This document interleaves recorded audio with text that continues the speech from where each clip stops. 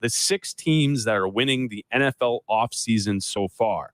And then it goes on to say these 6 franchises could all make leaps in 2023 because of the moves that they made in the offseason. Here are the 6 teams listed: the Detroit Lions, the Atlanta Falcons, the Miami Dolphins, the Cincinnati Bengals, the Carolina Panthers, and the Chicago Bears.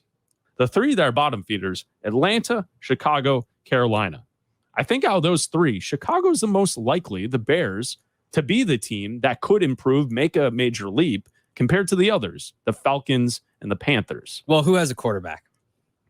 The Bears do. Yeah. Out of those 3, the Bears already have their quarterback. Assuming that Justin Fields is better than Bryce Young or CJ Stroud. Well, I think you can say that in their first years, he probably will be. Right? Like you would hope so. I would hope that he's, the Texans are in a unique situation where they have 2 picks in the top 12, so they could add a quarterback and a stud wide receiver to help him out, right? Not something that we saw the Bears do last year, where they had Justin Fields and then they traded for Chase Claypool and kind of hoping that would be like a Band-Aid for the situation until they got to the offseason. And then they got DJ Moore. But I think that out of those 3 bottom feeder teams, the Bears have the best chance of winning the most games and competing in the most games for the future. I hope the Panthers are awful because the Bears have their first round pick. Like everyone in Chicago are Bears fans, and anybody that plays the Panthers fans every single week, because you want that draft pick to be top 5, maybe even top 3 if they can be.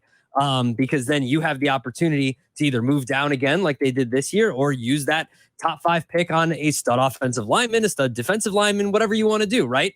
So I would say that I think the Bears have the best chance of being the best team out of those 3. Matt and Streamwood talking Bears with Bleck and Abdalla. What's up, Matt? Hey, guys. Thanks for taking my phone call. No problem, man. I asked you guys, with that 9th pick that the Bears have, I mean, like I've asked you this before, like I do not know what this defense is from Eberflus and Alan Williams. I just don't know. They don't rush the quarterback. They don't sack the quarterback. They don't get interceptions. And they don't stop the run, right, Matt? They don't do anything well. I understand. I just don't know at what point does Poles say I've got to get someone on that defensive line to at least rush the quarterback or at least sack him, something to disrupt that. Because I know they say, well, we'll wait for the quarterback to make a mistake. The quarterbacks in our division don't make a mistake against this defense. They just don't. They're not rushed, and they just survey the field and they just hit their receivers all the time. So I just don't know what is this defense? Because I knew from Lovey, I knew from Fangio that they got the ball away. They took the ball away, whether strip sacks, forced fumbles, interceptions, whatever. But I just don't know from Eberflus and Alan Williams, what is this defense and what do they do well?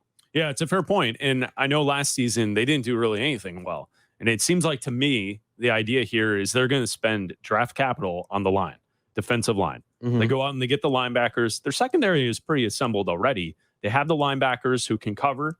And I think that's why they targeted those players in free agency, Edmonds and then Edwards. Those 2 are going to be there. I think they'll be pretty good. And then defensive line, that's where you draft. It'll be an edge rusher, a defensive tackle, and hopefully they hit on those 2 players. And then immediately, hopefully the defense improves to the point where you're competitive in this upcoming football season. But again, if they come in on Monday after the draft and we're looking at a wide receiver at number 9, 2 offensive linemen in the 2nd round, and then defensive lines in the 3rd, 4th round, and you're like, all right, we're just getting some depth and some young guys and some prove-it guys, that's fine. Because to me, one of the lines is going to take until next year's draft. If you have 2 first-round picks, and let's say one of them's in the top 10, you hope that yours is around 12 or 13 with 8 wins, right?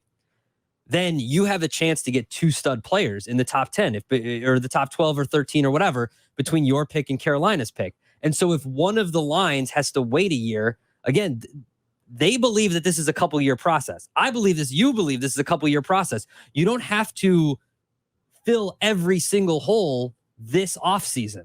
You can wait and get that stud player next year and just kind of see if this offensive line gels for a year. You can still go for the stud player a year from now, but when we have an article saying that the Bears are one of 6 teams that could take a step forward this year, I don't disagree with that. I think they certainly could. Flex in Minnesota, listening on the ESPN Chicago app. What do you think, Flex? Hey, fellas, thanks for taking my call. Hey, look, my first and foremost, I agree with Black, and I've been agreeing with him the whole season. First thing you do is build your depth chart. I would took all three my draft picks. I took the first draft pick, like Poised did, and traded for number one picks for next year. Also, I would take this number 9 and I would trade it for a 2-3 for this year and a 2-3 for next year, building my depth chart. At the same time, I got 2 1s for next year. So my point being is that this season is all about building your depth chart. So the thing is that why would I go out here and try to waste my draft picks on trying to make a big splash and impress everybody when my need is that I need to have a solid bench that can support the going forward because the seasons are longer now. So I'm with Black on that one. Good call, Flex. Appreciate you, man. Thanks for the call. Thank you. There you go, Flex in Minnesota. He's with me on that one. Well, I agree with the depth part because I think that this phrase "building it the right way," I don't think that necessarily means you have to get all offensive linemen and defensive linemen. That means depth to me. You need next man up. I mean, look, you want the Eagles to be the model. The Eagles are the model because they had next man up, and the next man up was always good. Like they inserted guys with no problem and ended up going to the Super Bowl. The reason that the offensive line was bad towards the end of the year is half of them were hurt. Yeah. The reason that the secondary was bad is because half of them were hurt. They were out. The reason, like the wide receivers. Look at the wide really receivers bad. towards the end of the season. Those last 2 games, the talent wasn't really there. The talent wasn't there, but also when the talent wasn't there, when Mooney wasn't there, like there's nobody out there for Fields. And some of those games, and we were starting Harry and St. Brown as your 1-2 wide receiver combo. You absolutely need to add depth.